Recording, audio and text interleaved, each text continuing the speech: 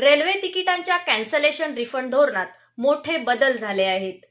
1 ते 15 एप्रिल दरम्यान हे बदल लागू होतील. आता ट्रेन सुटायच्या आधी किमान 8 तास आधी तिकीट कॅन्सल केलं तरच तुम्हाला रिफंड मिळेल. सध्या हा अवधी 4 तास इतका आहे. आता चार्ट तयार व्हायच्या वेळापत्रकात बदल झाल्यानं तसंच तिकिटांचा काळा बाजार थांबवण्यासाठी रेल्वे मंत्रालयानं हा निर्णय घेतला आहे. चला जाणून घेऊया कधी तिकीट कॅन्सल केलं तर तुम्हाला किती टक्के रिफंड मिळेल. रेल्वे सुटायच्या आधी 24 तास ते 8 तास या दरम्यान तिकीट कॅन्सल केलं तर तिकिटाची 50% रक्कम तुम्हाला मिळेल. सध्या हा अवधी 12 तास इतका आहे.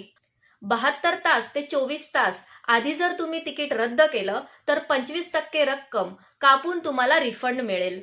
72 तासांच्या आधी तिकीट कॅन्सल केल्यावर किमान चार्जेस कट करून तुम्हाला पूर्ण रिफंड मिळणार आहे.